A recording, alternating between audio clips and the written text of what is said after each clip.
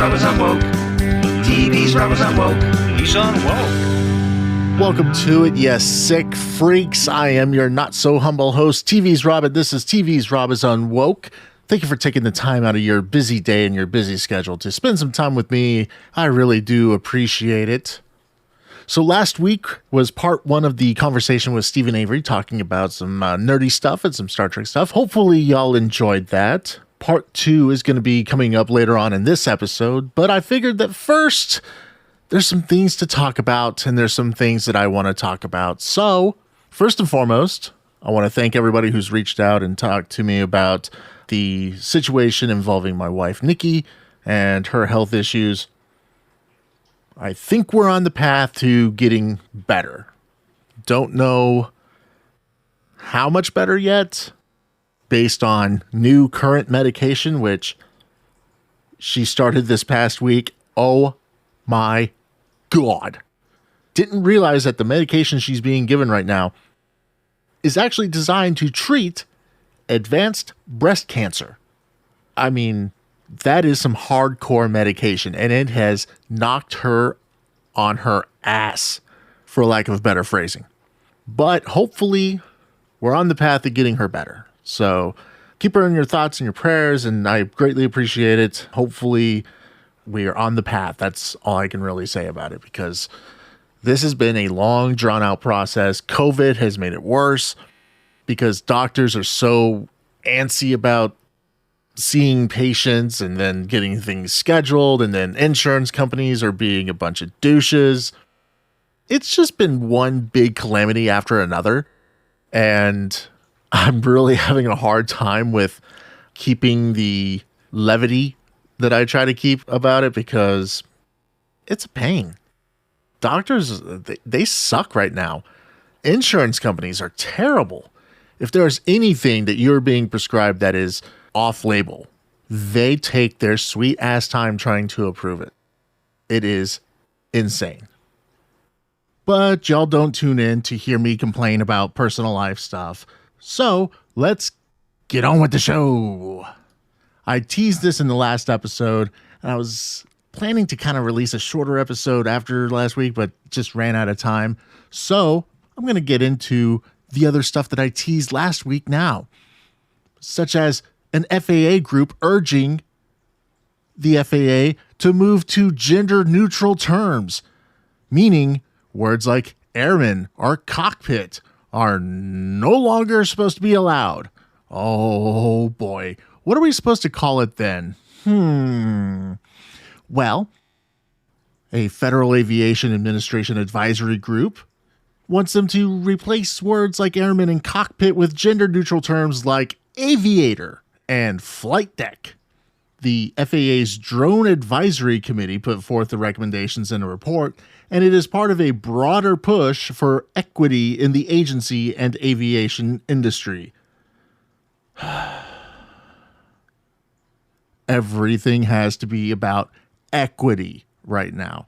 It's no longer about equality. Now we're using the term equity, which I always thought that equity was financial, money-based, equity in the stock market and things like that. I never thought of the word equity being used in such a way now. It's crazy to me.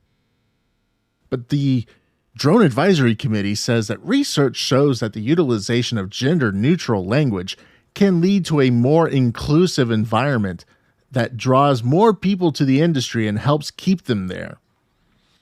Let me ask you real quick. Does the word cockpit make you feel unwelcome, ladies? Or airman? Does that bother anybody? Really? Honestly? Airman, I always thought was a pilot or a co-pilot or something like that. Airman, somebody's who's in the air. Woman, man, woman, airman, hello. And then cockpit. I know it just sounds funny. Cockpit. Cockpit. I mean, but seriously, did we ever give these words any real thought? I don't think so. But apparently now we have to, because of groups like the FAA's Drone Advisory Committee and Apparently, their recommendations mirror changes already put in place by other agencies like NASA. Not the car people, the space people. Which in 2006 updated terms in the space program to become gender neutral. For example, manned missions and unmanned missions became piloted or unpiloted. There is a battle going on right now over words and speech. And it's ridiculous. And it's driving people like me insane because what am I allowed to say? What am I not allowed to say? Is this word okay? Is this word not okay? I don't know. What am I supposed to be doing? It's like in Talladega Nights, after Ricky Bobby runs his first race, he's being interviewed by ESPN, and he's standing there and he keeps raising his hands up and he looks at the reporter and he's like, I don't know what to do with my hands. Well, at this point, I don't know what to do with my words. Hence the title of the podcast, Unwoke, because I don't give a damn what these people think. I don't give a damn if I'm using the right language or the wrong language because it's stupid. You keep changing the rules and I don't know what's what. It changes every hour. It changes on the minute. So why do I care? Honestly, I'm sick of this crap.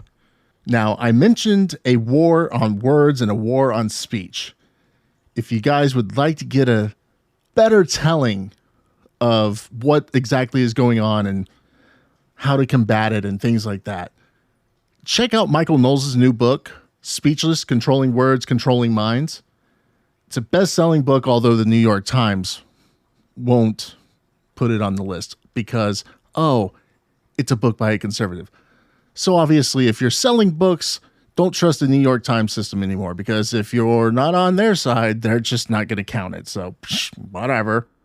But he takes a deep dive into how the PC radicals are trying to control the narrative on words. So, hey, check that out. And now, some first world problems. You know, we really got to take it easy on people like Kendall Jenner. You know, she's had a rough life. So hard. I mean, she comes from a well-to-do family, been on reality TV. She's got famous sisters. Famous for what? I don't know. Besides spreading legs, I don't know. Okay, look. She's had a rough life, okay? She's 25 now, and she's been on TV since she was like 14 or something like that. I don't know. Whenever Keeping Up with the Kardashians started, okay? That's how long she's been on TV and been in our faces, okay? She's literally grown up on TV.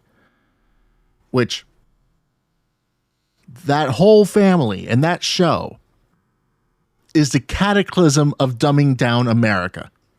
That right there shows you just how far we have fallen. And I blame them for the influencer craze and just the general dumbing down of this country, okay? Kendall Jenner's had a rough life, okay? And we need to take a moment to acknowledge that hard life of hers. Because she thinks that her fame from Keeping Up with the Kardashians, the reality TV show, made it difficult for her to be taken seriously as a model. That's right. She admitted having a famous family has meant she has had to work even harder. She's had to work so hard to make a success of her modeling career, which kicked off in 2014 at the age of 18 when she became the face of Estee Lauder. She said, in the topic of offensiveness to some of the things people assume about our family, I think everyone around me, whether friends or family, knows how hard I worked and work. She had to hustle to be taken seriously. She said, I did everything that I was supposed to do and had to do to get to the position I'm at now as a model. You know, she started modeling as a teenager, being signed by Calvin Klein, And now she works for brands like Versace and Fendi. Oh, you had to work really hard. She said, I went to every single casting, ran all over not only New York, but all over Europe trying to get a job and make my way. Yeah, you had to run all over the place, not only in New York, but in Europe. Oh, God, that must have been so hard traveling the country, traveling around the world to live out your dream as a model. Oh, you know, girl, I am so sorry that anybody ever dumped on you or dumped on your family. I didn't realize how hard you worked to make it as a model. Let me ask you, Kendall Jenner, how many jobs have you had to work at the same time to put food on the table, to keep your lights on, to make your car payment on time, to pay your phone bill on time, to keep the roof over your head? How hard did you have to work for those things? Oh, I'm sorry. You never did. So I had to work so hard. Nobody would take me seriously because I was on reality TV. Nobody thought I could be a model. Nobody wanted me. Oh. Shut the F up. You are part of the problem. The Kardashians, look at what they've done. Has any of them actually done anything? Now people will say, oh, well, Kylie Jenner's a billionaire with her makeup line. And Kim Kardashian, I mean, she made a lot of money spreading her legs and letting Ray J diddle her skittle.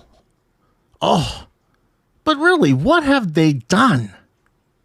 The mother, Kris Jenner, bounced from one of the OJ lawyers to Bruce Jenner. And we all see the madness that she instilled in him. None of these daughters have done really anything outside of be famous for just being around and sex tapes and reality TV. Now, they may have business interests. You know, Kim has her Skims line or whatever it is.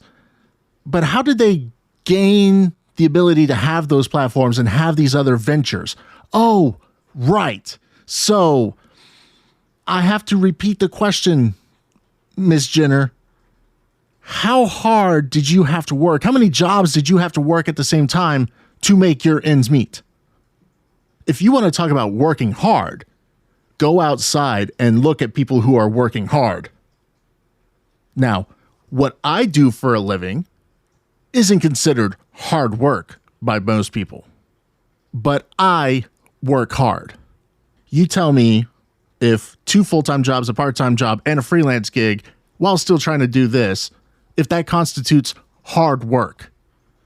Now, I may not be outdoors breaking my back. I may not be saving lives. I may not be a doctor or a lawyer or some other prestigious occupation holder. But I like to think that I work hard. And I find myself insulted when somebody who has grown up with a blessed life complains saying, I had to hustle to be taken seriously, and I had to work really hard to become a model. And she says she understood that she had a platform because of her fame in the show, which somehow managed to be on the air from 2006 to 2021. But she claims people didn't want to hire her because she was on a reality TV show. She said, of course I had a platform. I never took that for granted. I always knew that was there. That almost made my job a little bit harder because people probably didn't want to hire me because I was on a reality TV show. I definitely worked my way up to where I am now. You have a net worth of $45 million, estimated. Okay? Shut the F up. These people drive me crazy. It's like what I talked about a couple weeks ago about these Hollywood types, right? We talked about Scarlett Johansson not liking the fact that the Black Widow character was introduced primarily as a piece of ass when she first came into the Marvel Cinematic Universe, and how ridiculous I thought that was. But then you have Sharon Stone with the leg scene from Basic Instinct, which, come to find out, she's full of shit, because the director, who, I love this director, he gave us such cinematic classics as RoboCop, Total Recall, and Starship Troopers, RoboCop being my all-time favorite. But he said, hey, that recollection of what she said, that was impossible. He said it was impossible. She knew exactly what we were doing. I told her it was based on a story of a woman that I knew when I was a student who did the crossing of her legs without panties regularly at parties. When my friend told her we could see her vagina, she said, of course, that's why I do it. Then Sharon and I decided to do a similar sequence. Now, Paul Verhoeven had nothing but positive things to say about Sharon Stone. He said he thought what Stone had written about the scene didn't taint the movie they did together. Verhoeven said, she is absolutely phenomenal. We still have a pleasant relationship and exchange text messages. So why did she come out and say, oh, I can't believe they put my vagina on film? Which, if you watch the movie, you barely notice it. It's now through modern technology that we get to see it in all its glory. I want to pause for a second to talk about protein bars. We've all seen them, and we've most likely tried a few of them while trying to lose weight or just get healthier. But what's the biggest problem with all of them? Well, basically, they all taste like crap. They're hard to chew, they taste awful, and they don't provide any type of actual satisfaction. But I'm happy to say that I have found one out there that isn't anything like the rest, and that is Built Bar. Built Bar is healthier than all those other protein bars. They're low calorie, low sugar, high protein, high fiber. They're great for keto diet. Lose or maintain weight while indulging in a delicious treat. Each bar contains only 110, 160 calories, 16 to 20 grams of protein, and 3 to 5 net carbs. Enjoy the healthiest thing you'll do today. When you eat a Built Bar, you feel better about yourself because healthy has never been this delicious. Built Bars are a lot like a candy bar, but good for you. They have 18 different flavors, including some of my own personal favorites: cookies and cream, strawberry, peanut butter, and mint brownie. All of their bars are covered in 100% chocolate. So you're probably saying to yourself, TV's Rob, how do I get these? Where do I go?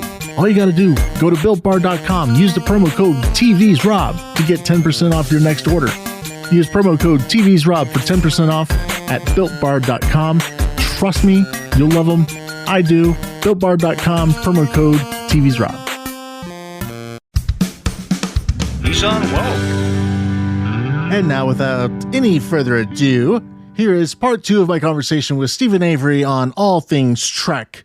But stick around because there are some surprising little tidbits in there that you'll want to hear, including a little bit more information about what Steven Avery does, and then a peek behind the curtains of Casa de TV's Rob.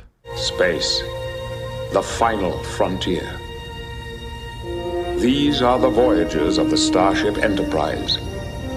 Its continuing mission to explore strange new worlds, to seek out new life and new civilizations, to boldly go where no one has gone before.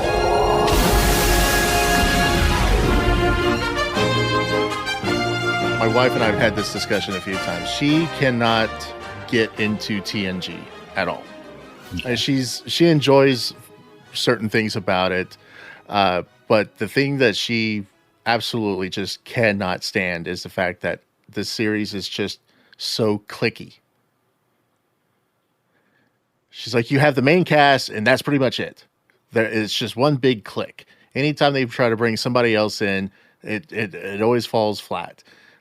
She pointed to Pulaski, but she didn't care for her either. But the character she pointed to the most was Reginald Barclay. She hated the way they always treated Barclay. I loved Barclay, and I thought So does she. I mean, she absolutely. And she Well, also I mean- she knew him from being Murdoch in the A-Team, the actor. Yes. Very So much she so. was all about him, And but she also liked the character. When you really look at it, there's almost a sense of click throughout all the series when it comes down to it, because the people that they're focusing more on are the ones that are in the decision-making positions, right? Nobody really cares about the guy down in engineering who's doing maintenance on the EPS conduits, right? That's pretty much all he does all day. He's not the one that's getting called out to go on the different adventures and whatnot. So it's kind of hard to not make the show clicky in a way. But that's where they come in with some of these other characters like Reginald Barkley, who, okay, he may not be, the big decision maker in engineering or whatnot, but he's got a pretty quirky mind, and he can approach things from a direction that the other guys maybe don't necessarily think from. And so this is a guy that we can use from time to time in order to inject a different element of problem solving, right? Such as, I can't remember the name of the episode, but the one where he was going nuts about the transporters and he kept thinking he was seeing things in there and whatnot. And finally he's like, you know what? Just stick me in the transporter stream for a moment. He's like, oh, I know what this is. And he grabs it, and it turns out it's people that trap themselves in the transporter stream trying to escape something. Or, I think probably my favorite thing about him is his holodeck obsession and how that has led to him being able to accomplish different things. Like when he showed up in the Voyager series, and he basically built himself a life within the Voyager crew itself as he tried to figure out how to get them home. Yeah, but he programmed them to be a bit more amenable to him than he received on the Enterprise. I mean, they all kind of worshipped him, thought he was the funniest guy, thought he was the most brilliant guy. That's the way it's been with his holodeck pursuits from Hollow Pursuits, the episode I believe where we meet Reginald Barkley. Mm-hmm. Oh man, he had some interesting fantasies there. Yes, he did. The goddess of empathy. Yes. How about the way he looked at Riker? Right, he made Riker short, overcompensating midget. Exactly, right. So that aspect of the character, I found absolutely fascinating. Is he somebody that I would necessarily want to watch every episode? Not really, but the way that they brought him in and the way that they've brought other characters in that kind of fashion absolutely worked. So the way I've always looked at it is you can't really approach the different series based on the characters. You have to approach it based on the premise, right? I mean, the original series speaks for itself. We're hundreds of years in the future. What's humanity doing now that we're out amongst the stars, right? Apparently trying to bone every alien species known to man. Exactly, right? And then you got the Next Generation, which is following huge political shifts that we've seen in real life, right? Because you got the original series, we're in the middle of a Cold War and everything like that, right? And the Klingon Empire was very much, the way they depicted it was very much an ally versus, the Soviets type of relationship. Exactly. There. So we move from the original series to the Next Generation. Political climates have changed, right? Biggest one that they portrayed in the Next Generation. Instead of shooting at each other all the time, Federation and Klingons are now allies, right? And so with the big political changes, we've got new technology changes. What is humanity doing now, right? Then you move on to Deep Space Nine. Now, instead of the deep space exploration type stuff, you got a group who is being put in charge of a station that's technically not theirs. And how do you interact with this group of aliens who really just wants to be left alone? The only reason you're there is because they just got liberated from occupation. They don't really know how to be on their own at the moment. So you're kind of there at their begrudging acceptance. And all of a sudden now they're becoming a major player in the universe because we found this way to get to a completely different part of the galaxy, and you have to go through them to get there. Mm-hmm. And now we're at war with somebody we found in these unknown reaches, right? So, instead of being all over the place at once, what are they doing in just their one little corner, right? And then probably the greatest premise out of that entire line, you're one ship on your own and technically nobody to account to, because by all rights, it's going to be 70,000 years before you see anybody that would be able to do anything to you anyway. How do you handle things? Right? So all 4 series, for their times when they were written, absolutely beautifully done. You cannot really look at them based on who are the characters, what are the characters doing. You have to look at the premise behind the different series in order to really get what's going on and to properly appreciate it. You mentioned the premise for Voyager, and there's one character on there that you have to feel really bad for, that is Harry Kim, because 7 years and guy can't get a promotion or a girl. I mean, you promoted Tuvok, promoted, demoted, and re-promoted Paris. Yep, that exactly. And you got people who weren't even on the ship to begin with that got promoted over him. Exactly. One was made the first officer, and I mean, come on. And then, I mean, and the absolute best thing about Voyager came in season 4. Yes. That's all. Yes. Yes. And she almost took Gates McFadden's place on Childhood Crushes when that happened. Almost. She was definitely the teenager fresh into puberty fixation for yours truly. And I don't care what anybody else says about that series.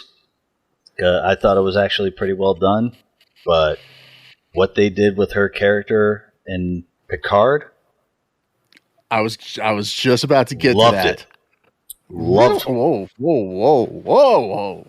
Hold on. We're going to have to dive deep into that. But to shut the book on Voyager, Catherine Janeway, most overrated Starfleet captain ever. Just going to throw that out there. People say, "Oh, she was by far the best because she got this crew home that was so far away from Earth and da da da da da." I'm thinking, she murdered Tuvix, okay? I look at the captains like I look at the different series. You cannot really compare the different captains to each other because the captains all operated in different arenas, right? Kirk had cowboy diplomacy, right? They didn't have very fast communication with Earth back then. It was very much like today where you got to make decisions quick. You don't necessarily have backup, right? You got to do what you got to do, right? Picard, it's a very different theater. Starfleet's moved away from being, let's be perfectly honest, right? Starfleet is an Earth organization. It's not a Federation organization. Starfleet is an Earth organization. So when people are like, "Oh, Starfleet doesn't have enough diversity," Starfleet's an Earth organization. Of course, it's going to be primarily manned by humans, right? They do open it up to other races. They have no problem with that. Any member world of the Federation, they can join, but most of them have their own and as we've seen, defense forces, and they'll take non-members as well.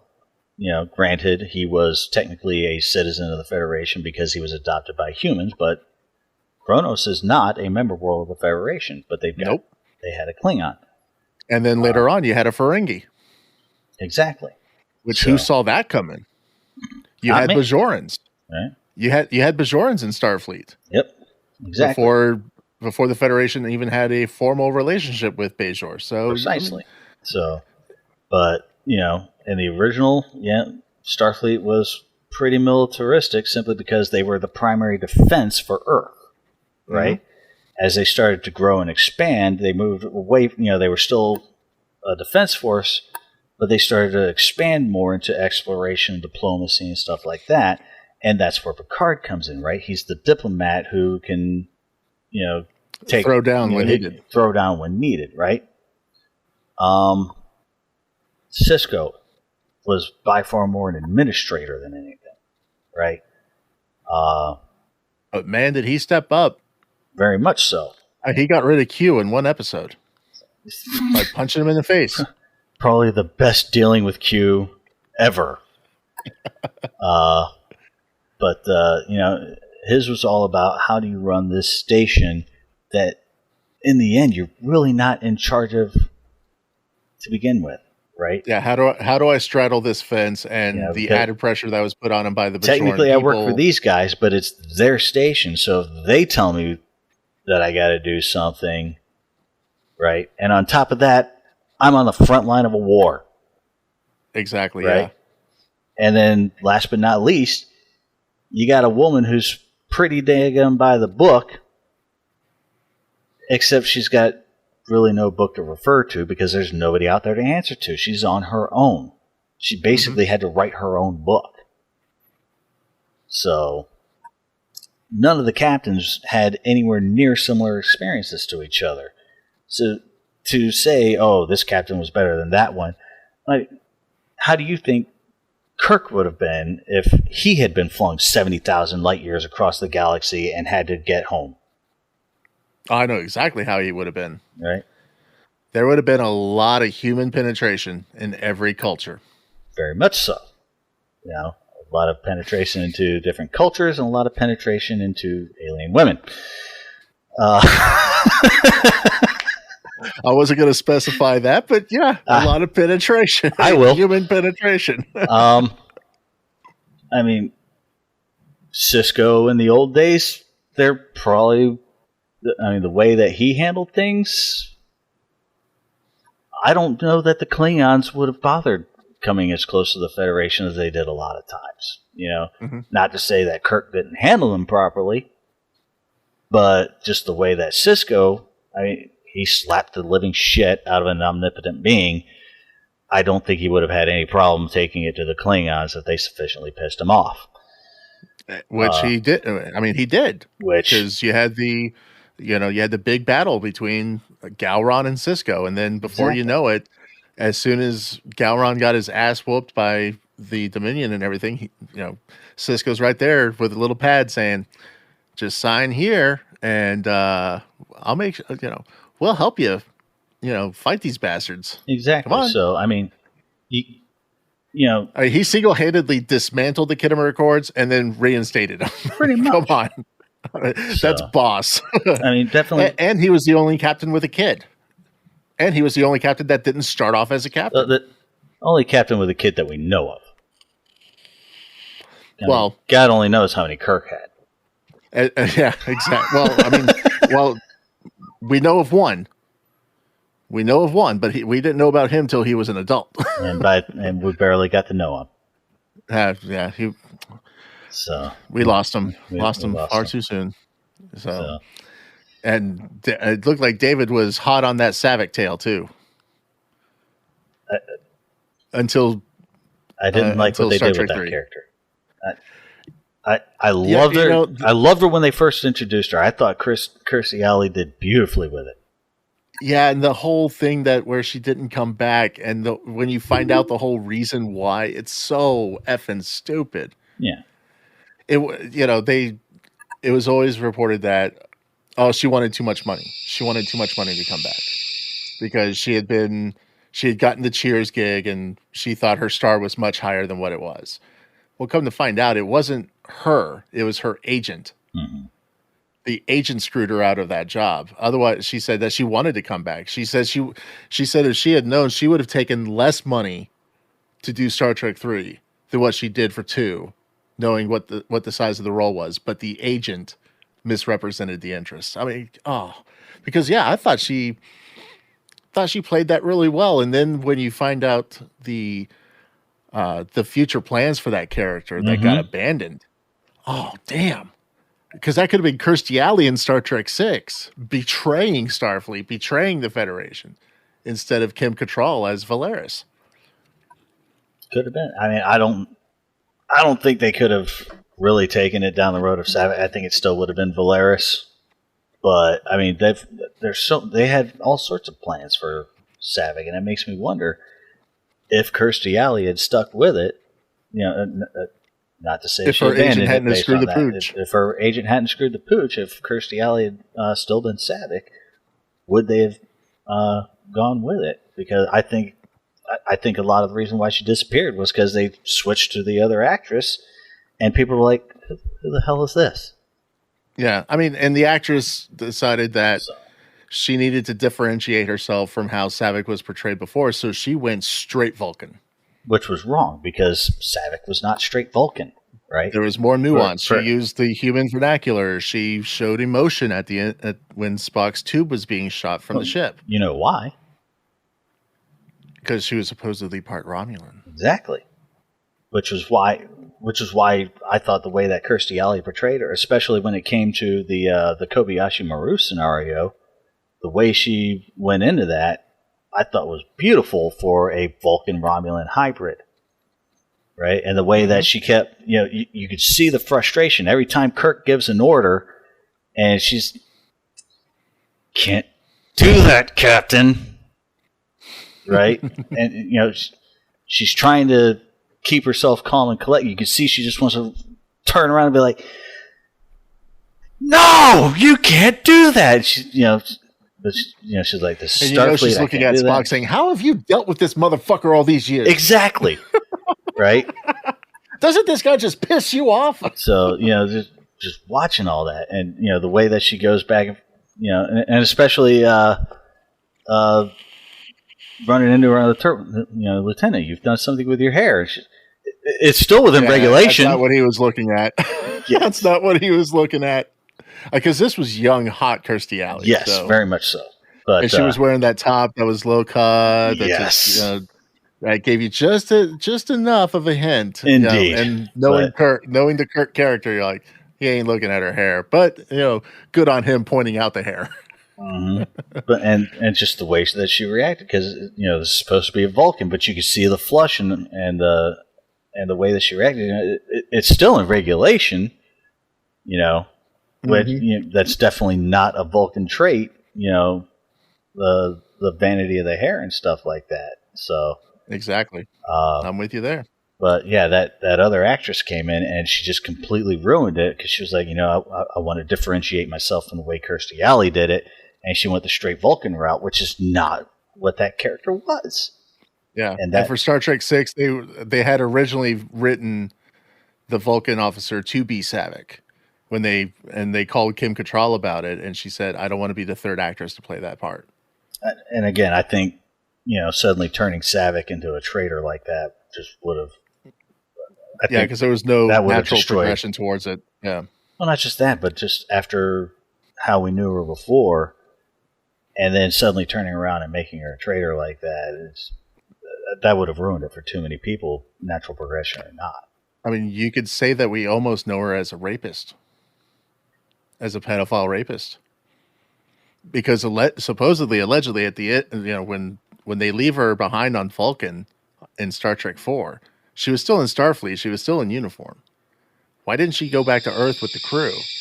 Apparently, she was staying behind because she was carrying Spock's baby. Which, when Spock first experienced Pon farr, yes, when he couldn't speak and he couldn't give consent, she settled the burning blood Vulcan desire. Well, I mean, That's it. Only if you go deep into the rabbit hole, you could see her as a pedophile rapist. You could see her as a Joe Biden-like character. And this is where I might come across sounding as a little weird, because we're talking about a completely different culture that has learned to address different things in different ways. I mean, the way Vulcans have approached their life, their ways have changed in so many ways. I mean, Pon farr is almost kind of like the karmic retribution for, okay, you're going to push down all of your emotion. Well, guess what? Every 7 years, you're going to want to fucking throw down and, go at it like bunnies, because you don't show emotion any other time. And so, I mean, and when's the first time that's going to pop up, right? Stuff like that's going to pop up in puberty. Mm-hmm. So, I mean, societally speaking, I don't necessarily know how they would address that on Vulcan, but they weren't. I'm sure it would be totally acceptable, right? And I mean, given the circumstances. Who's to say she was the only Vulcan around? Who's to say that they wouldn't have had a Vulcan of appropriate age around with him at that time? Or, I mean, who knows? Exactly. Yeah. You know, we really don't understand a whole lot about that side of Vulcan society because they never really fleshed that out. But you know, that's one of the big things about Pon farr is if they don't do this, they die. So it's kind of, and that's like I'm saying, somebody's probably going to look at me like, oh my God, what's wrong with this guy? But they're the only Vulcans there. She's the only one that can help them through it. And he looked 18 to me. Yeah. It's not like she enjoyed it. So, I mean, I think your take is very accurate. I think that is a very thought out argument for that. So, I mean, I'm with you on it. I'll be perfectly honest. I never stopped to think about what age he actually was at that. Neither did I. I just saw the fan theory online, and I'm thinking, really, that's where we're going with this. Okay, I couldn't see it, especially being as long lived as Vulcans are. I could see where, because of that, they might go through those stages later than like a human would. So he could very well have been, well above even human age of consent. And I mean, like I said, when did they consider, to go from the age of minority to the age of majority? Right? Yeah, that's true. Yeah. And at the same time, I mean, like you said, he looked 18. So we were, before we detoured, since when we were talking about Voyager, we mentioned the greatest contribution to that series being 7 of 9. Yes. Portrayed by Jerry Ryan. And you actually said something that struck me, and that was how they progressed her character in the new series Picard. Mm-hmm. I'm curious as to your reasoning behind that. I agree with you up to a point, and I want to see where you stand on everything. I mean, I don't fully remember everything, and I don't know the entire backstory leading up to when we encounter her there. But, one of the big things on the ending of Voyager was she was with Commander Chakotay, right? They were going to start a life together and, live happily ever after. So now, she's supposed to be integrating in a human society. Everybody's back home and whatnot. Just like many other things, right? Because now you got the explosion of the Hobus star that's completely changed a whole lot of different things. Romulan society is basically gone, right? You've got human society that's basically put the kibosh on a lot of things. Cause, synthetic beings are basically not allowed at all anymore because somebody hacked into a bunch of them and goes about a bunch of things. So, people change, situations change. So what if, now the people that she was counting on to help her integrate into what should have been her home in the first place, she's not with them anymore. Right? Things didn't go so well with Chakotay. Everybody else that she knows is basically gone. She's alone in essentially an alien society because she didn't grow up there. And now she's got to find her way. Right? And so the way that they took the Romulans were experimenting with Borg technology. And how do you think that's going to look? How do you think somebody who is a former Borg is going to feel about that? Right? So the fact that when it comes to going into that situation, right, the way she's going to feel about how they're handling that type of stuff, and on top of that, she's angry that the first person she's loved is not in her life, right? All her friends are God knows where, doing God knows what, right? Yeah. So, and of course, naturally, who's the one person that she's really going to form a bond with after that?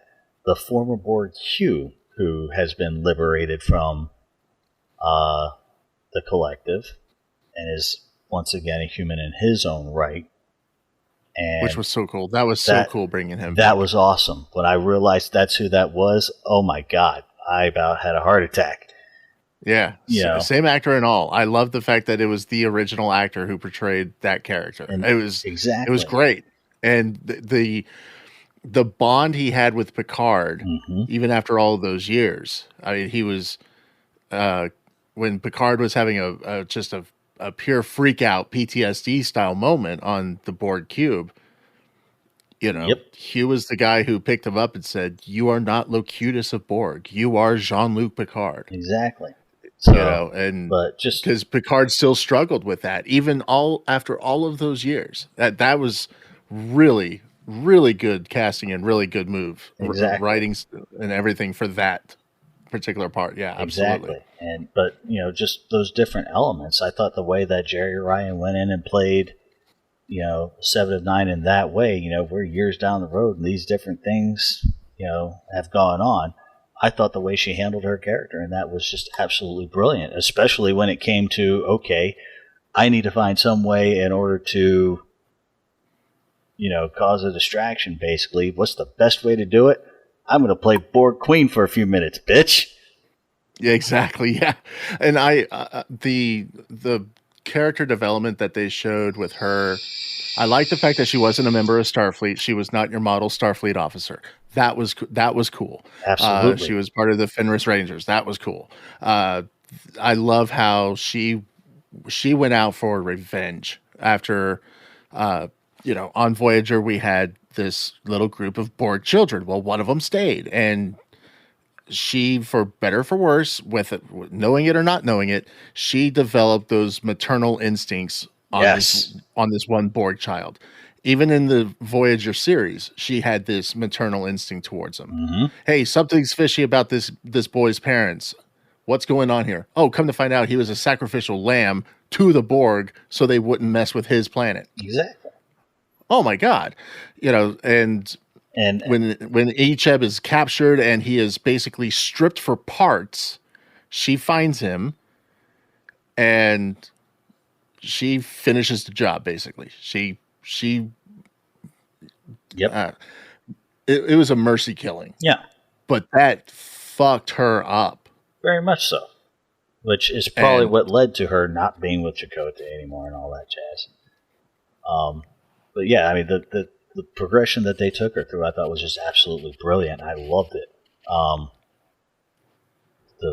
And I'm with you. I'm right there with you. The character progression point in that whole thing that I really did like was, we're going to turn Picard into an android. Yeah.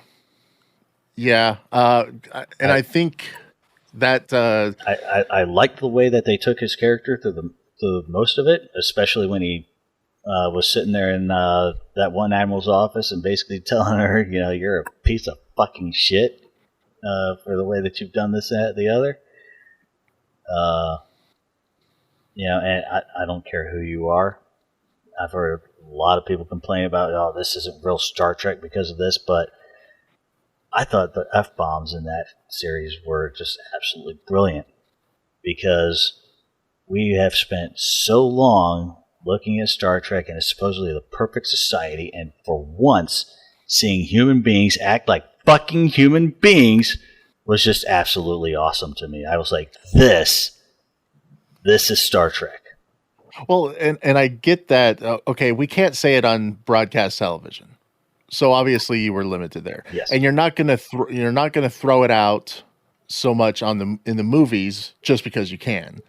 Because oh wait, you've developed an audience, you've developed what people expect. I mean, in Star Trek Generations, when Data says, "Oh shit," that threw people for a loop.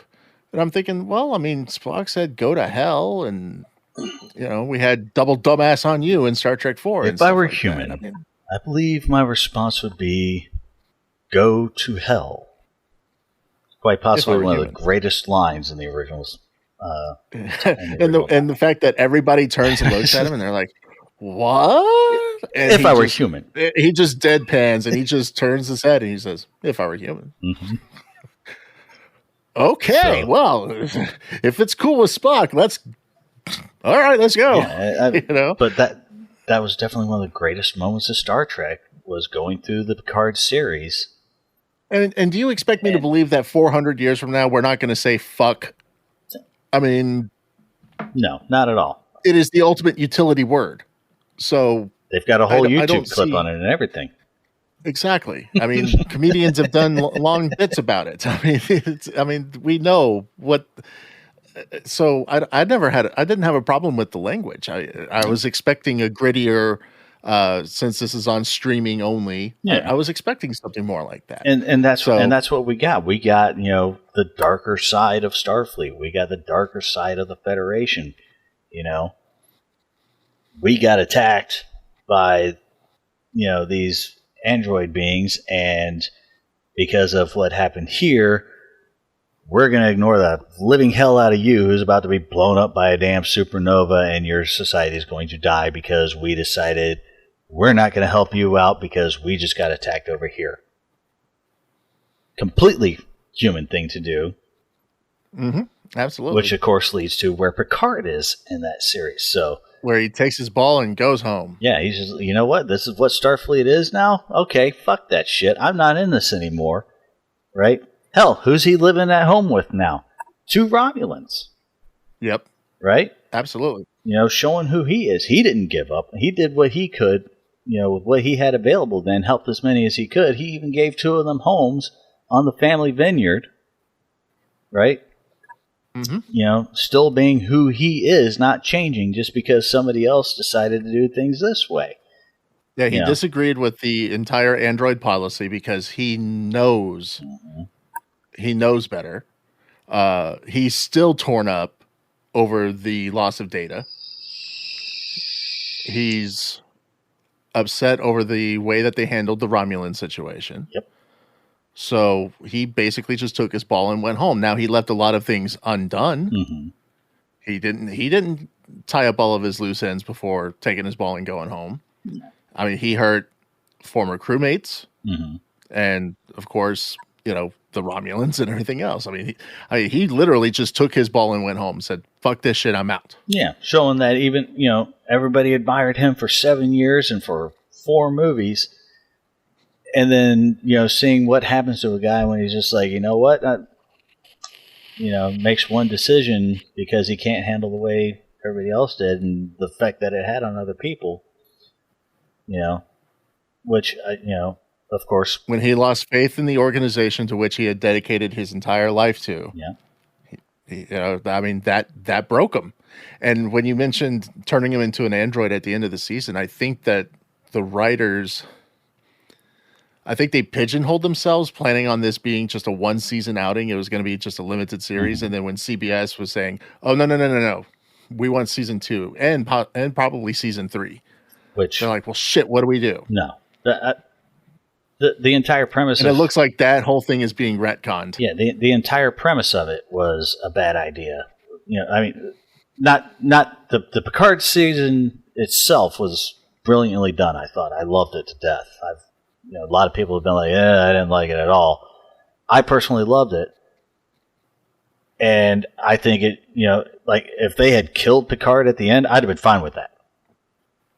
He set out on one last mission and, basically stuck a big FU to the organization that, basically just dropped everything he believed in and said, "This is how you do it, bitches." And if he had died at the end of that, I'd have been perfectly fine with that, because that's the way Picard should go out, right? Yep. So with this whole, a total boss moment, exactly, especially going and finding his former first officer and being like, "Will, I need your help one more time," and then he flies in the face of that massive fleet. And says, "You ain't touching my captain, bitches." Yeah, I mean, the loyalty that Picard inspired in people. I mean, Riker was on inactive duty. Yeah. Just living his life on a planet with Deanna Troi and kid and everything. And, it was all good. And that's fine with me. Picard shows up and he's like, "You're always welcome here. It's been far too long since I've seen you." And they catch up, and then it's, "Hey, I need a favor." And Riker's like, "I got you." And not only did Riker have him, Riker flat out just, I mean, the thing with Riker has always been like big dick energy, big dick slinging. Mm-hmm. He lived up to it in that final showdown. He didn't even need details. That was perfect. As far as he was concerned, hey, when, where, and what exactly? When, where, what do I bring? That's all he needed to know.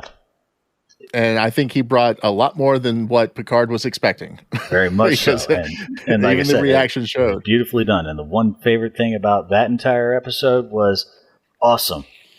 Riker tied down Troy. Where's Crusher? Exactly.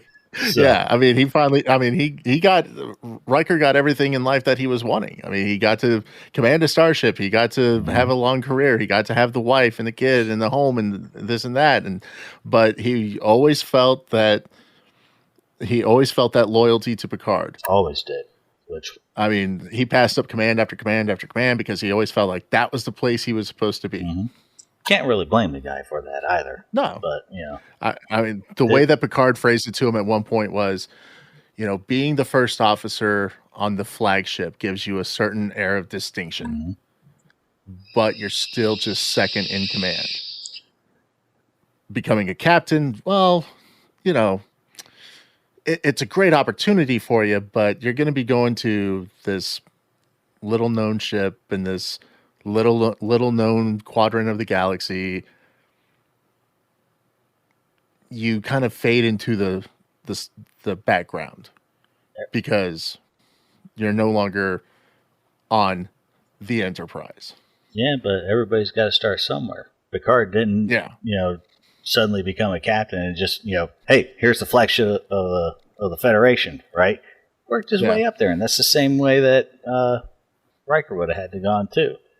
Right. Yeah, but when Riker finally decided to sit down in the big chair, though, he was put on one of the newest ships, and very much he was sent on a high-profile mission on behalf of the Federation. But he had also been the executive officer of a very high-profile ship, and Starfleet knew, when that time finally came that he was taking command, they knew this is the guy who can handle it.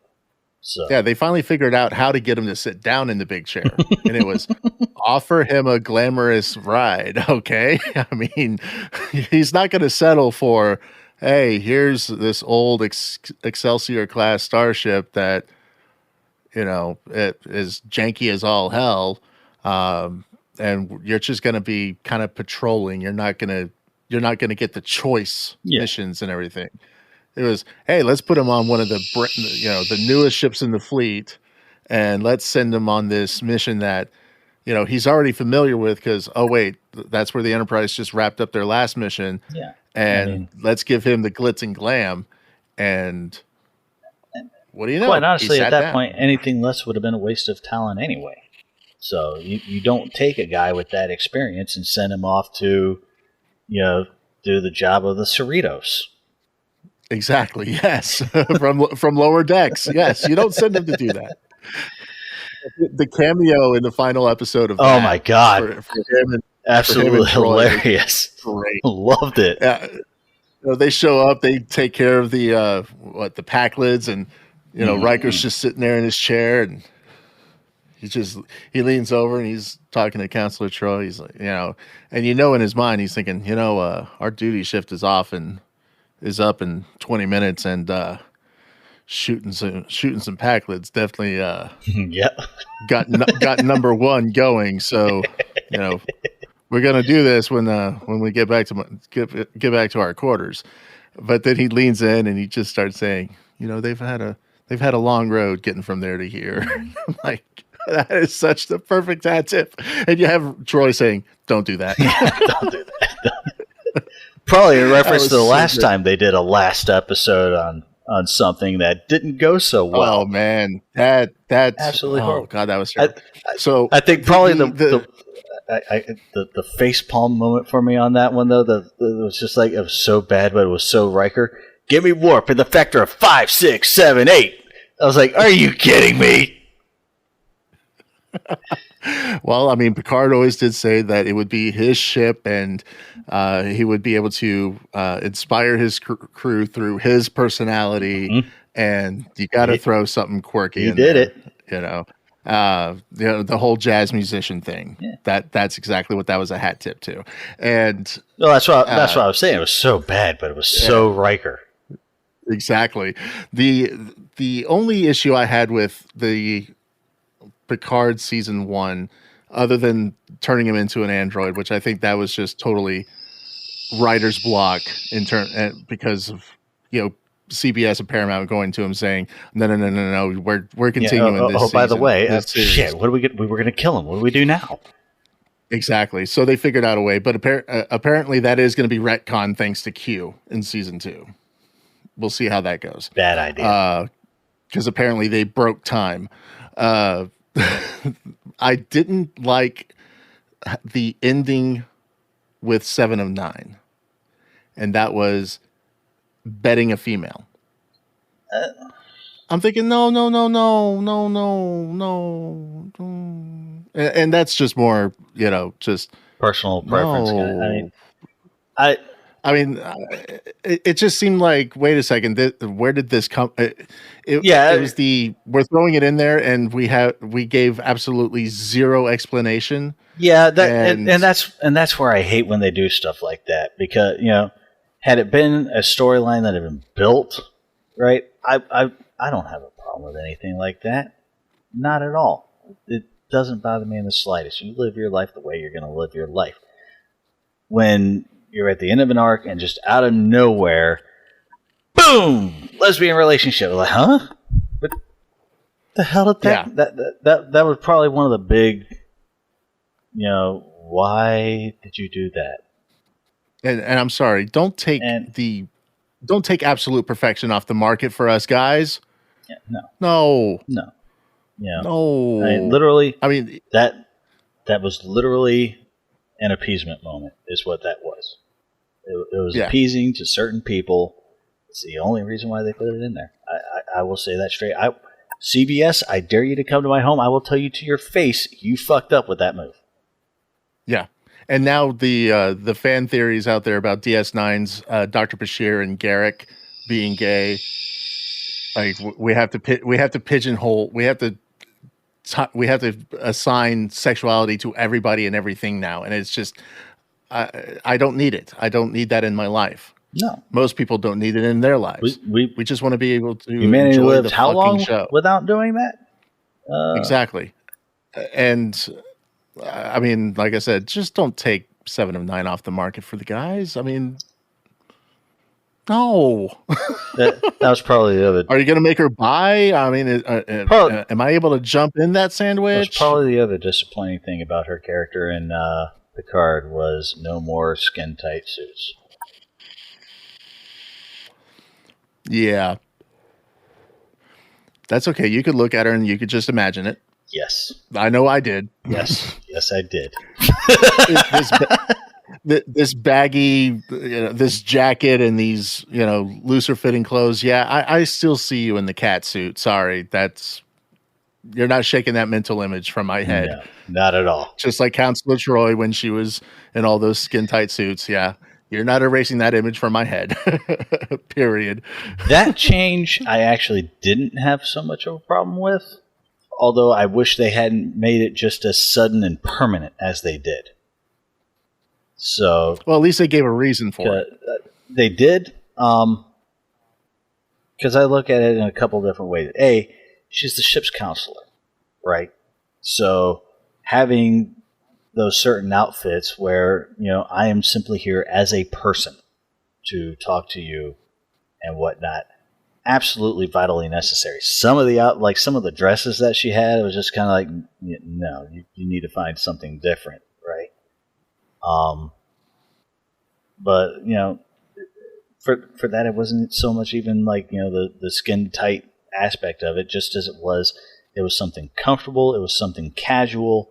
Something where I am a person. I am here to help you with whatever your issue is, right? Mm-hmm. Now, absolutely, for certain, like once she passed the bridge officer's exam, right? In those situations where, okay, I am on the duty shift as the CDO, the command duty officer, I'm the one on the bridge running things at the moment. Absolutely, in that type of situation, she needs to be in something more formal, or in other situations where okay, we're dealing with a specific delegation type thing or something like that. Absolutely, have the Starfleet uniform available for that type of stuff. When she's doing her counselor duties, stick to the casual stuff. Yeah, like Captain Jellicoe said, I prefer a particular formality on the bridge. No argument. Regulation uniform. Okay, if she's on the bridge, put the uniform on. Otherwise, wear whatever you want. And for a while there, she actually did that. Mm-hmm. It was, I'm on duty. I'm on the bridge. I'm wearing the uniform. I'm off duty. I'm going to wear the things that I've always worn because, that's what everybody expected, right? Which, and when you really think about it, until she took the bridge officer's exam, she really had no reason to be on the bridge other than, counselor, I need your opinion on something, or, she had nothing else going on in her schedule. Hey, I'm going to go up and see what everybody's doing right now. So for her to be in, typical Starfleet uniform all the time wouldn't necessarily have been anything other than, no, I just want you in that uniform on the bridge. Which, yeah, exactly. I'm in the Navy, as you can see. That's, I will admit that is the way that on military warships, it is a very formal setting, right? You're in the command center of the ship. You need a certain level of formality. We're not talking about a military ship in Star Trek, though, right? They are explorers first. They are delegates first, right? They are military as needed. Mm-hmm. So that certain level of formality is not quite as strict in those cases. She's the ship's counselor. If she's not the one running the show at the moment, let her show up in a daggum burlap sack if she wants to. Well, no, because that's too loose fitting. And back then, that body was too banging for that. I wouldn't have complained. Depending on how you cut the burlap sack. There you go. Yeah, absolutely. All right. I'm with you there. Nicely done there. So, I totally agree with you on your standpoint there where you were talking about libs getting Star Trek wrong. Because, I know since you don't watch Discovery, I don't know how close attention you pay to it whenever you see a story about it pop up on the internet or something, but they've gone out of their way in terms of their casting. And in recent seasons, it's been, hey, we have the first open non-gender binary character. Or actor, actress. Who cares? Character, portrayer. And they're playing this gender non-specific role. Who cares? Okay. Yeah. We have the first trans in Star Trek now. Oh, isn't this wonderful? Who cares? Do we need it? And Discovery, the most recent season, gave me a huge fucking scare because they said that this non-gender binary person was going to be playing a Trill. Why? Reasons, because they have to go back and they have to pull as many elements from all the other shows that they can because there's familiarity with these and people already have fond memories of these, so we have to deconstruct those to create new memories. I don't even think the Federation had reached Trill at that point. Well, since they were catapulted into the future, now that they're in the future, when the hell are they going to leave time travel alone? Well, see, I thought that was one of the things that why I had such a hard time initially getting into Enterprise was just because it was a prequel series. Well, it was not so much that, but just they kept bringing in that, that organization that was trying to keep the future on track and everything. Like it's like we're dealing with the beginnings of the Federation here, guys. We're trying to tell a story about how everything got started, and you want to bring the future into it already? Yeah, exactly. Yeah, that was a big problem. Big problem with me as well. The episode or the episode where they did the mirror universe thing, I thought that was brilliant. I loved it. That was absolutely brilliant. Having the future continually coming in and trying to keep everything on track, like why? We're trying to tell a story about the beginnings. Save that for like later on, right? There's absolutely no reason to be touching anything like that, and that's why I had a hard time getting into Enterprise at first. Was when they kept bringing that in, and no, and so you just gave me another reason not to watch Discovery. Thank you. Yeah, I mean with Discovery, I mean when they announced it, and they said, "Oh, this is going to take place 10 years before Kirk and Spock." Why? Oh, because we get to explain this thing that happened that has never really been explained before. Okay, so you're going to talk about the Federation Klingon War, and then what? That was basically it. It's like, okay, well, why else are you here?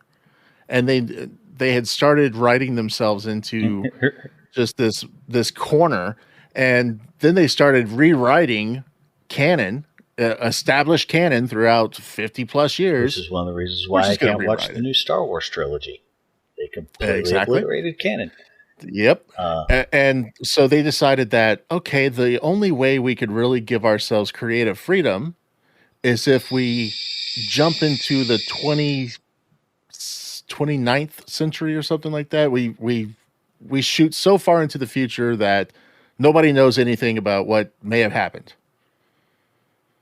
So we can write our own chapter. Oh, okay. Well, that's fine. You should have just started the show there. Instead of at least then the technological state of the ship would have made more sense.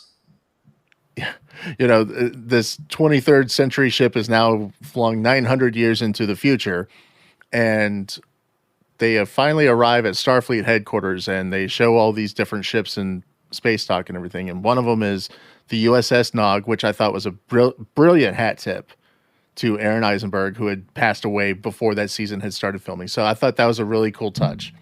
I'm all about fan service in subtle ways like that. Absolutely. Where if you blink, you miss it.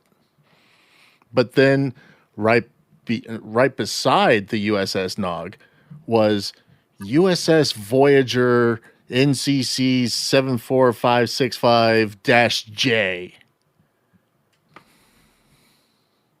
And it looked exactly like Janeway's Voyager, just kind of upgraded to look more futuristic. And I'm thinking, why? One, don't you think the Intrepid class would have been retired a long time ago, and any type of ship of the line of that would be looking completely different, seeing as the Enterprise Constitution class, the Constitution refit, the Enterprise B was Excelsior class, Enterprise C was Ambassador class, Enterprise D was Galaxy class, E was Sovereign. Yep. They all had very different looks. Well, I mean, they kept the same basic design structure, but saucer, nacelles, drive section, I mean, there were design elements that were common in terms of these are the parts that are needed, but be careful, the way they were all stacked together. I could very easily go into so many tangents because I know I have blueprints, I have tech manuals, Yeah, I could very easily launch into different stuff. Did you know? Oh, so you were that deep into it. All right. I don't have any dictionary, so I don't speak Klingon or anything like that. But Yet. Did you know that the Galaxy class starship has a cetacean lab in the middle of the saucer? Yes. I subscribe to a YouTube channel known as Trek Culture, and they do a little series, and they've been doing various ships, and it's like 10 things you didn't know about such and such ship. And on the Enterprise D, they did there's a cetacean lab, and there's dolphin officers. There's also a shopping mall. They explain why they did that, though. They didn't get like way into detail because these are like maybe 10-minute episodes, so it's really just kind of like bang, bang, bang, bang, bang. But they gave a little bit of an explanation, but I just was blown away by, wait a second, there's dolphins on the Enterprise D that in times of crisis, if the human crew is incapacitated, supposedly these dolphins can run the ship. It's not just that. Really? What happened in Star Trek 4? Oh, they had to go back and save those whales. They had to save the whales because of that probe that was sent back. Uh-huh. So part of the reason why they keep whales and dolphins on board is if they ever encounter another probe or like the race that sent it. Huh. Look at that. Learned something new today. Mm-hmm. That is very interesting. So, any other good little nuggets like that? I mean, did you know phaser is actually an acronym? For phased energy rectification. Huh. Rectification. Oh, yes. Yeah, I know way too many things. The Next Generation warp scale is actually redesigned from the original series. So yeah, because I think the pivot point on that was supposed to be the quote transwarp failure of the Excelsior led them to redesign the warp scale. Well, not just that, but just right? the way that warp technology had advanced. The old warp scale, had they just left it at that, then they would have been traveling at like really high speeds. So like in the original series, I don't remember which episode it is, but the original Enterprise got flung off somewhere, and they were reported at doing warp 14.67893 or whatever. On the Next Generation scale, that's about warp 6. Okay. So just basically with the changes in warp technology, had they not rescaled the warp factors, then at warp 9 they actually would have been doing like warp 23 or something like that. So in the TNG series finale, when Riker says warp 13, that's just no big deal, because that would have had to be another redefined. Okay. Not to mention, and this was actually addressed in Voyager, warp 10 is unattainable because that is considered infinite speed. You will be occupying all points in the universe at once. So it would have had to have been another warp scale redesign for that, because by the scale that they were working on, they never would have been able to pass warp 10. Gotcha. Okay. And they actually had a lot of fun with that episode of Voyager, passing warp 10 like they never thought they'd be able to. And showing, this is why we're not going to do this. So, that's another captain that has babies somewhere. They're not human babies, but they are babies. Yeah, that's true. That's very, very true. So you mentioned you're in the Navy. So give us a little bit about yourself and everything, and give us your social handles and all the things that people need to know. As far as, sorry, my watch is buzzing because I got some phone call. Somebody trying to contact me about something. I don't know what that is. But I mean, we've only been chatting here for like 2.5 hours that's now, all. so I imagine most of this is probably going to get cut. That's cool. Actually, I plan on running it in its entirety, just probably over a two-parter now. Fun times. Yeah. So, but yeah, I've been in the Navy for 20 years. I joined up back in 2001. I initially started out in the Navy's nuclear power program as an electrician's mate, and I did that for 7 years on submarines. That was a lot of fun. And then I went to... Being in a submerged tin can, I can imagine. I loved it. It was an absolutely wonderful community. I mean, you're talking about people that are isolated, for months at a time, like from everybody. You may not know this, you can't get internet when you're underwater. So... I don't find that very shocking. Yeah. I mean... So it's very literally... At the same time, I find it barbaric. Yeah, it's very literally, you've only got these 100-some-odd people to rely on, right? You might every now and then, get some message from home or something like that, but otherwise, those are the only people you have to rely on. So you form really, really great unions, a lot of camaraderie and stuff like that. Like even the person on the ship that you might hate the most, when the shit hits the fan, you're still going to jump in and pull them out because you rely on each other that much. Mm-hmm. And I was really sad when I wound up having to leave that community. I went to my first shore duty as a recruiter, and for medical reasons, I wound up not being able to go back. So I wasn't allowed to go back to submarines. I wasn't allowed to go back to nuclear power. So I transitioned over to, I now work on gas turbine engines, more specifically their control systems. And for those who may not know what a gas turbine engine is, that's the engines that they use on airplanes, right? So you look at a 747, you see that big old engine hanging underneath the wing. That's a gas turbine engine. I work on those. They've simply been modified so that instead of providing thrust, they provide torque to turn a propeller. So I work on the electrical side of those, handling their control systems and the auxiliary systems that run off of electricity and make them run.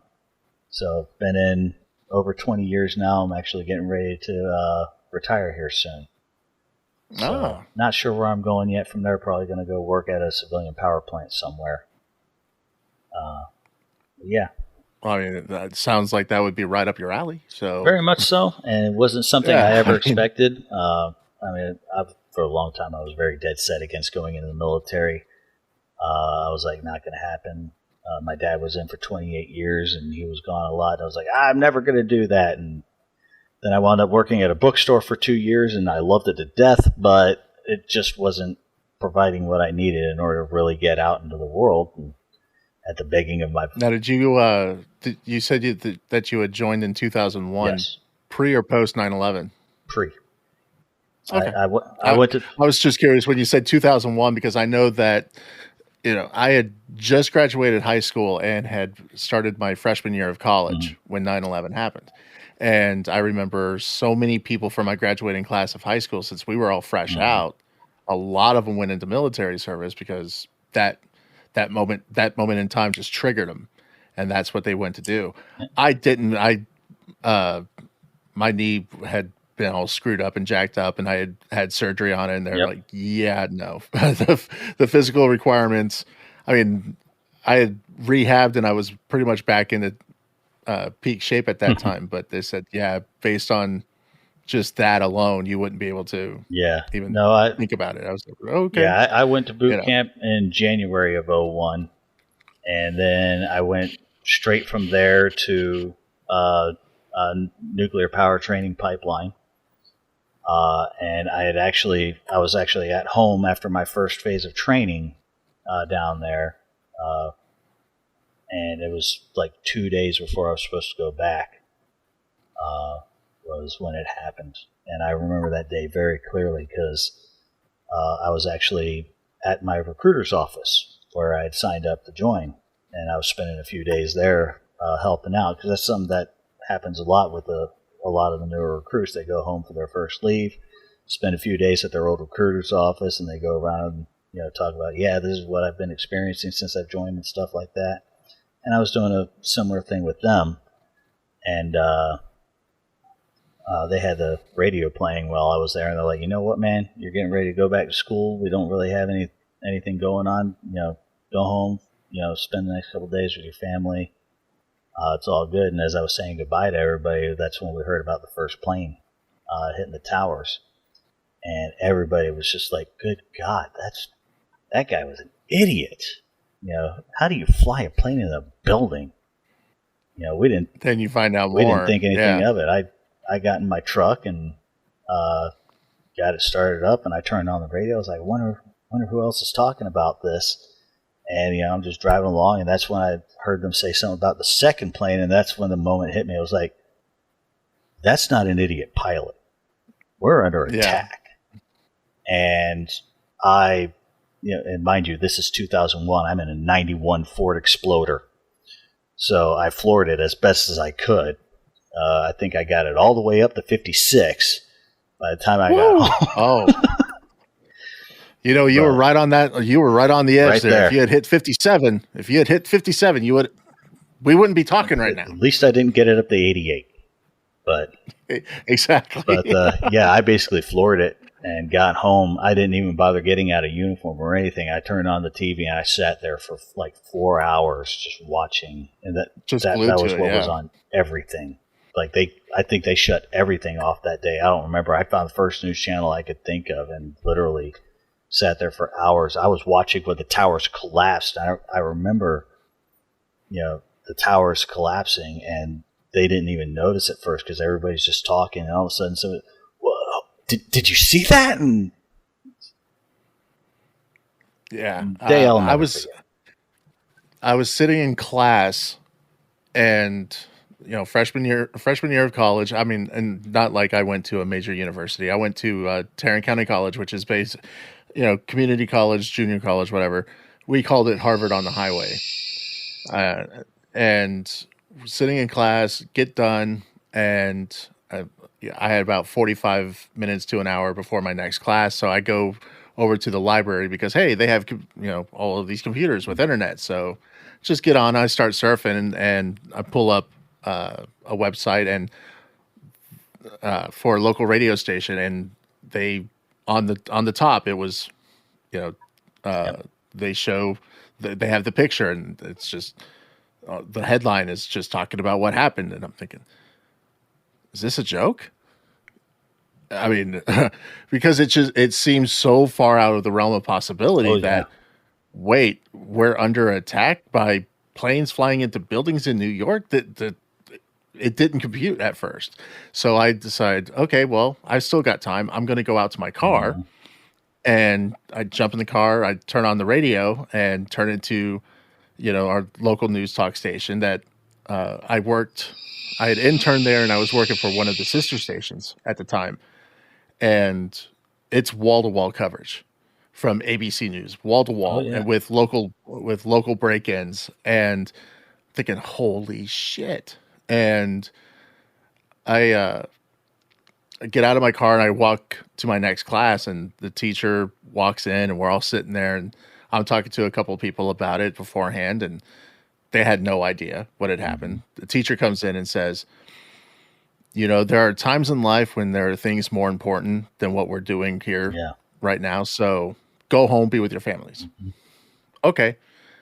I get out of class. I turn on my cell phone because I had the habit of, I'm going to turn my cell phone off when I go into class. Otherwise, I know I'm going to be finger fucking it the whole time, even though this was the old school flip phone that you couldn't do anything with other than play Snake. I remember those. Yeah. And I turned it on, and I had 2 voicemails from the radio station I worked at saying, hey, don't know if you saw the news, but it's all hands on deck. We need you to come in.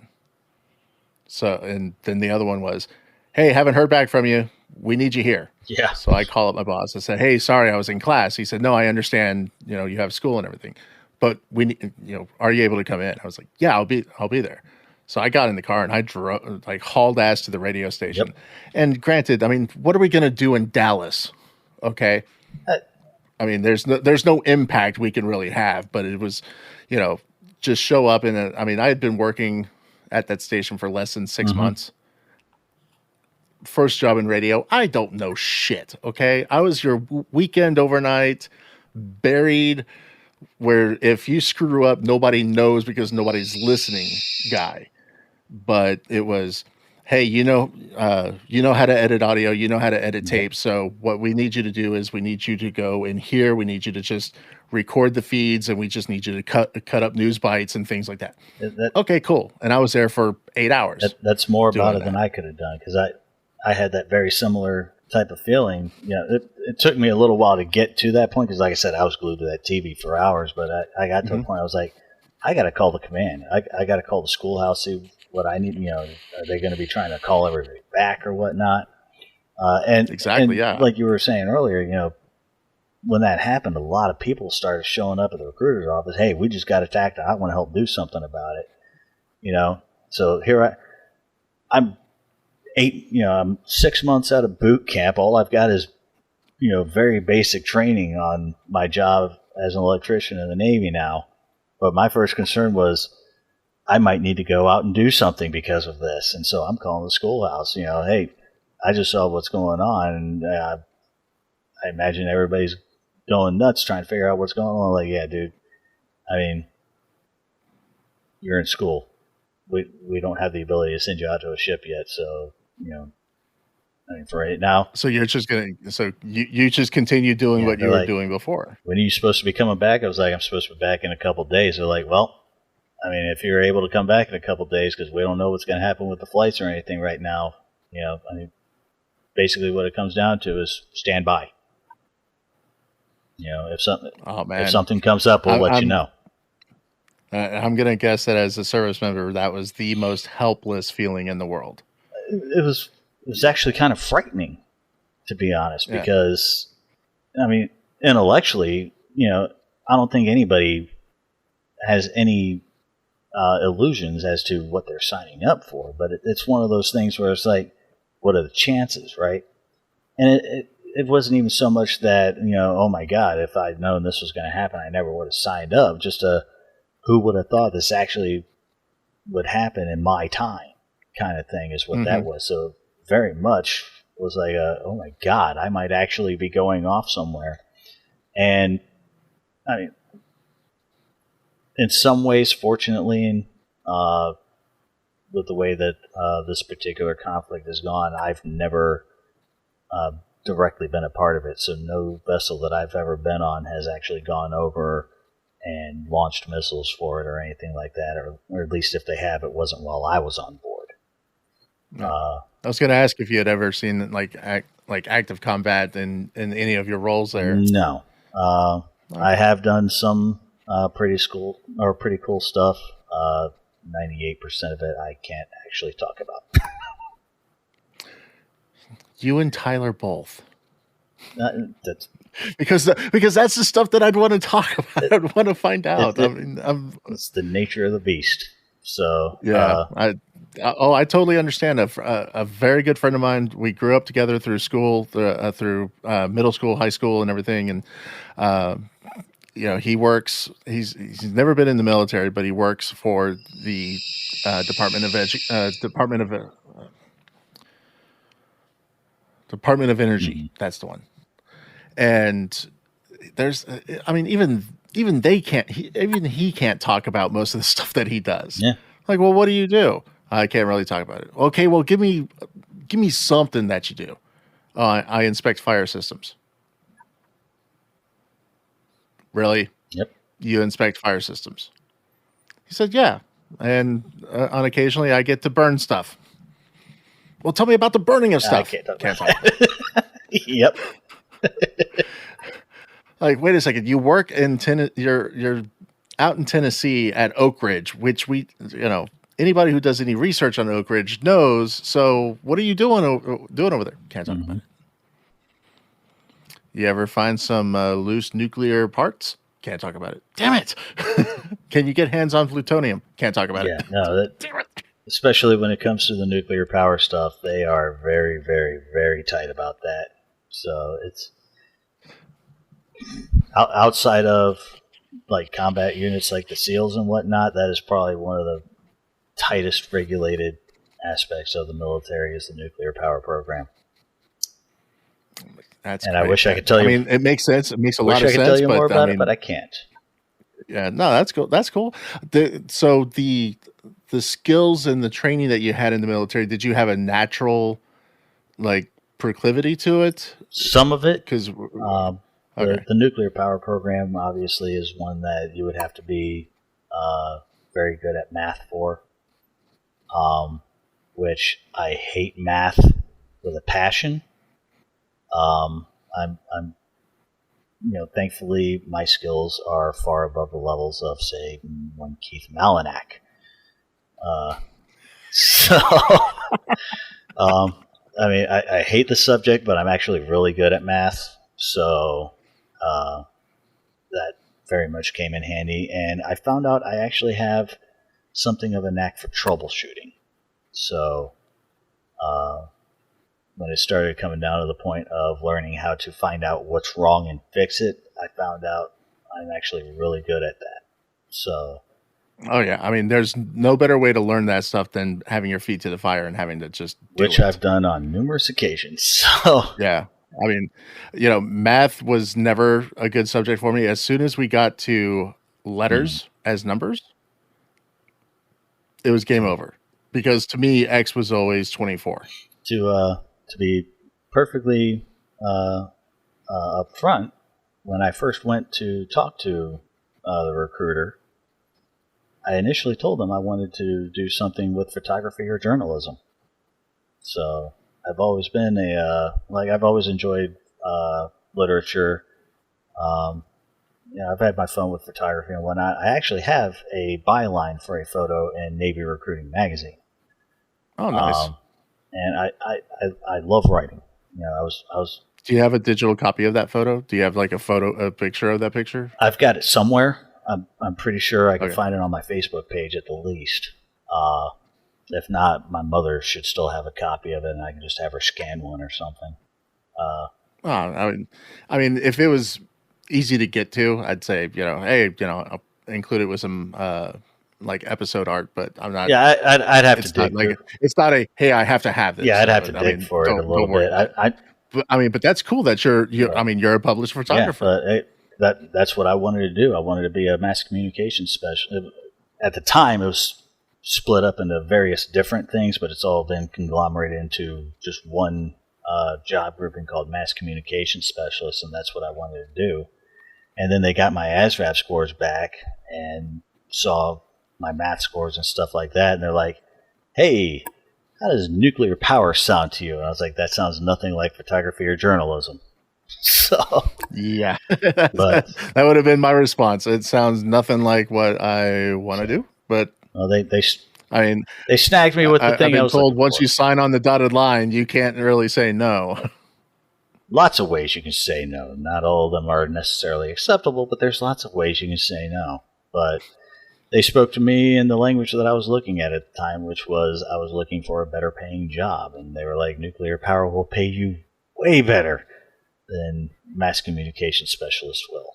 So Oh, well, then sign me up. that's I mean, pretty much what it came down to. So, Yeah, I had people that I worked with that had served in the military. They were all telling me, go sign up and get in with Armed Forces Radio, because that'd be great for you. You'd gain experience, and when you come back and you're done with that, doors will open, because being just a 17-year-old or 18-year-old kid who had just gotten his first gig in radio, they're saying, this is a good way to gain experience without, otherwise they were saying, hey, why don't you move to Timbuktu, Iowa and find a rinky-dink little radio station and start working there? Because I'm already here in Dallas. Why would I want to go someplace like that? Market 5 versus market 135. Well, come to find out, you don't exactly get the experience you really want when you're in market 5. You get the experience that they're willing to let you get. yeah. So, but it worked out. But then So I had considered doing it, going about it that way, but then they said, yeah, there's no guarantees. So No, there's really not, especially not in. so if you're really set on doing this for your as a career, this probably isn't going to be the right way to go about it for you. And I was like, so I've got these guys on one side telling me to do this. I've got the military guys telling me not to do it this way. What the hell am I supposed to do? It boils down to, what does the military need? And if they say, yeah, we really don't need you in that position, we could put you elsewhere, but we really don't need you in that position, that's a pretty good indication that you probably want to go elsewhere if that's what you're set on doing. Yeah. So, but I mean, it didn't work out for me. But hey, it seems like it has provided quite a life for you with a lot of unique experiences that you can't talk about. it most certainly has. It's secret. Someday when I'm on my deathbed, maybe then I'll be allowed to talk about them. But hey, he got paid more. That I did. And you have skills that you can easily take over to the civilian marketplace and probably cash in even more that way. So Looking forward to it too. that's cool. You're like, all right, finally, and you get a government pension on top of it, right? So hey, when you retire, so hey, you're set. Mm-hmm. I think I hear the money truck beeping, backing up to your house now. Nope. Based on your look, I'm gonna guess Not yet. Probably somebody dropping off the wrong pizza again. What? Does that have to happen a lot? Happened last night. Really? Did you get a free pizza out of it? Thankfully, I'm very particular about my pizza.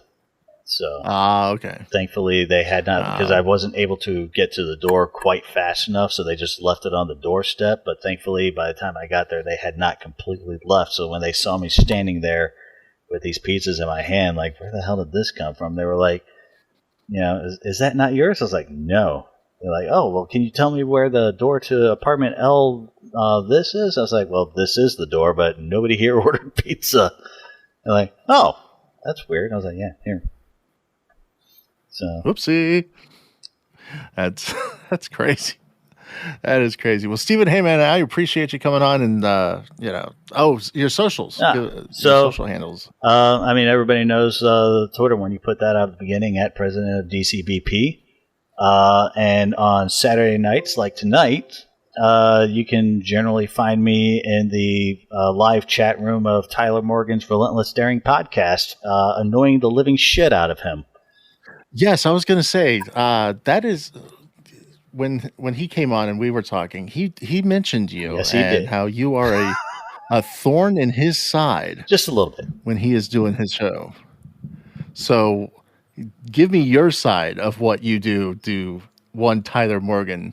I'm going to be perfectly honest here. When it comes to a lot of what's going on here, I am fairly new. Right, I actually hadn't even heard of the Blaze until just a couple of years ago, and I actually ran into one Graham Allen doing one of his car rants on Facebook, and I started looking into this guy, and I was like, "Who the hell is this guy?" And that's when I figured out who he worked for, and from there I came across Pat Gray Unleashed and found this whole group of absolute whack jobs on Twitter. And whack jobs. Started talking with them, and I started listening to the show, and that's when I started actually, contributing on my own. So I don't actually have the necessary skills myself yet to really keep up with what's going on out there in the world. I catch a couple things here and there, but usually I'm catching up on what other people have already figured out. So generally, what you'll find me doing is I'm either interjecting my opinion, or I'm just being an absolute troll. On Twitter at least, I will troll the living shit out of somebody because it'll be like, you're a moron and it's obvious there's no getting through to you, so I'm just going to annoy the crap out of you until you block me. So I'm actually fairly good at that. When it comes to Tyler, obviously I love Tyler to death. His show is probably the second greatest thing since sliced bread. And Wow, that is high praise. It is. So, do I need to cut this part out so he doesn't hear No. that? no, Oh, okay. no, he knows I love him, but yeah, But for the high praise of second best thing since sliced bread. it'll probably just motivate him to be the best thing. Okay. But with him, it's mostly just snarky commenting rather than trolling. So, and I enjoy trying to do so in such a way that it just makes him fall apart for a moment. As he said, I'm actually quite accomplished at derailing his train of thought. So, for the most part, it's a lot of commenting on what's being said. Sometimes it's finding a way to do so that it just makes him completely lose track. We all have fun with it. So Yeah, I will say this: the community of whack jobs that you say that you have found, I have to agree that yes, it's a community of whack jobs. But I will say I've worked on a lot of shows, and a lot of them, a few of them national, a lot of them local, and I have never found a better audience for a show. Oh, most definitely. I mean, it really blows me away how, I mean, whack jobs, yes, but cool as shit in terms of just the dedication, the loyalty, the tweets, the random random care packages that are sent in from time to time. I mean, it's a very dedicated group of people that, I mean, very, very diverse in terms of thought processes, backgrounds, education levels. Absolutely. And it's really the quote melting pot, even though I hate that phrase. It's really a great melting pot of people that, get behind programs like Pat Gray, Unleashed, and The Blaze, and other entities like that. I just find it awesome. I don't think there's a better audience out there than what we get to experience at the Blaze. Yeah. Really, honestly, the fact that they've accepted me into the group, I absolutely adore that. In fact, the whole Pretty Princess thing wasn't even my idea. That actually came from one B.S. Mariani. Just kind of making jokes about the gifts that I was using at the time, because I was using a lot of princess-themed gifts to respond to things at the time. And so one day she's like, "Oh, so we're identifying as a princess today, I see." And I just ran along with it. I was like, "Oh, you think it's just today? This is an all-the-time thing, And so the joke came out about, "Oh, Steve's a pretty princess. Steve's a pretty princess," and of course, from there on, the Twitter handle's been some form of, pretty princess or patriot princess, or I think at one point I had princess of or whatever it was that Joe Biden babbled out that one day. I don't know that any which day, Bad Cat Care? No, the other True International Liberation. Yeah, that one. So I was the princess of that at one point. But yes, we have B.S. Mariani to thank for the pretty princess being who he is today. B.S. Mariani follows my cat Ryoga on Twitter now. Ryoga followed back. I didn't even know he had a Twitter page. I'll have to check that out. He's got a Twitter page. He's not very active. He spends a lot of time sleeping. As most cats do. Although my cat, if I didn't have the door shut, he'd be sitting in my lap right now because he loves being on video calls. So.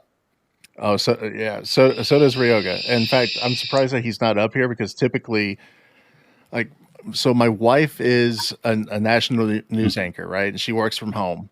And I've got, on the other side of where I'm sitting, I have this desk with a big mixer, the same type of microphone Keith uses at the Blaze. She has one of those. And, she's got 2 computer monitors. I mean, this huge setup, right? She does stuff for a national news network, and she does stuff for a few local stations. And he is notorious for any time that she starts recording, he will either wake up or he will walk into the room and he will just start shouting. Yep. And as much as you try to kill the background noise, he pops up in the recordings. Oh, yeah. And whenever I'm in here recording, he usually does the exact same thing, or he'll jump in my lap, or he'll start headbutting the microphone while purring and everything. For some odd reason, I guess this is just the right time of day. He hasn't been up here yet, and it's kind of scary. I don't know what to do because typically I can't get anything done. He makes it impossible when I'm trying to edit podcasts for work and everything. No, anytime he hears me, like I'll be on Discord talking with people that I'm, playing video games with. He thinks I'm on a video call, and he jumps up on my lap, staring at the computer, and he's like, "Wait a minute, what is this?" So yeah, he loves video calls. So I definitely had to keep the door shut, or otherwise you wouldn't be seeing me. You'd be seeing his face as he's staring at you, like, "Who are you?" Exactly. Yeah. Ryoga will jump up on the desk and he'll start looking towards the camera, or he'll just walk back and forth. And usually I have it framed where all you really see is his tail, unless he decides to pick his head up. So I'll be on video calls with Newt Gingrich. Okay. Former Speaker of the House, right? That's got to be entertaining. And his wife, the former ambassador to the Vatican during the Trump administration. And you'll see this tail just going back and forth. And on occasion, you'll see him jump up and you'll see his face and everything. He just starts looking and he starts headbutting the microphone. And I'm thinking, I should probably put him down. But the moment I do that, he's just going to jump back up anyway. So I just kind of say, screw it. And I'm the only person that seems to have that problem on these calls with the former Speaker of the House. Hey. I'm thinking, oh, man. And then when I'm on my conference calls with my other employers at Westwood One, it's the same exact thing. He'll jump up and he'll, with those, he'll decide that he wants to climb up my shoulder. And this is a big 25-pound cat of pure fluff. And he decides that he wants to climb up on my shoulders and everything. And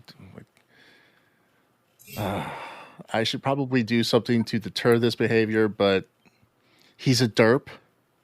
Well, I mean, he's also got very important viewpoints to convey to these people. I mean, you're on with a former Speaker of the House.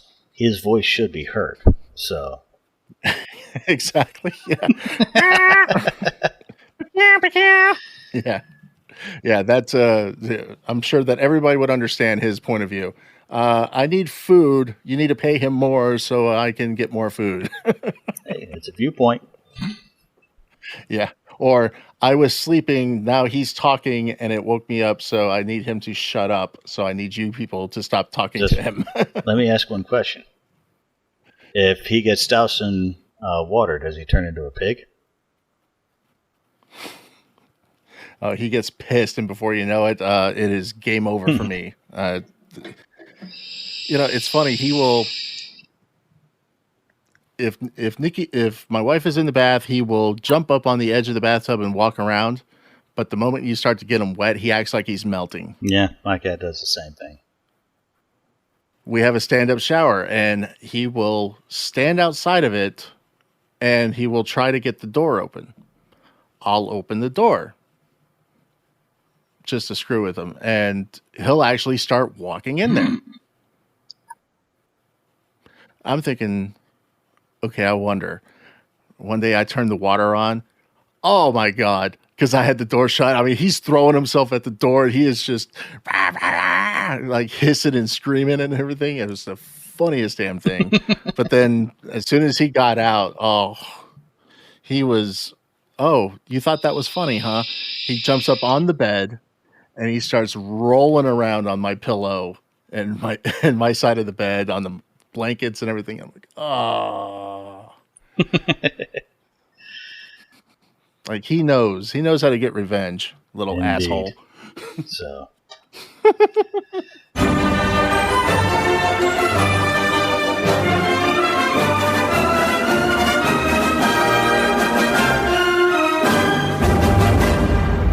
wow, we really did do a deep dive on that nerdy stuff, on that Star Trek stuff. Trekkie life. Look, geek chic is a thing, right? Nerd chic is a thing. Been a Trekkie most of my life. And as you can tell, it is a subject that people can talk about at length. And I hope you enjoyed it. And that's going to do it for this week's edition of TV's Rob is Unwoke. I am TV's Rob. Special thanks to Steven Avery, Pretty Princess Steven, or Patriot Princess Steven, however you want to go about identifying yourself today. If you're enjoying the show, please go on to Apple Podcasts and leave a review and a 5-star rating. Help other people find the show. If you want to come on the show and get in on the action and make your mark, just go to anchor.fm/TV's Rob is Unwoke and leave a voice message. Or if you just want to come on and hash something out, hit me up on Twitter at TV's Rob Official. We'll discuss whatever's on your mind. Special thanks to my wife and producer, Nikki. You can follow her on Twitter at DFW Radio Girly. By the way, thank you for the thoughts and prayers with her health issue. If you don't know, go look at Twitter and get caught up. You can also follow at Cat Ryoga, the official derpy cat of TV's Rob is Unwoke. So you can check him out there as well. I'm TV's Rob. That's going to do it for this edition of TV's Rob is Unwoke. We'll catch you next time.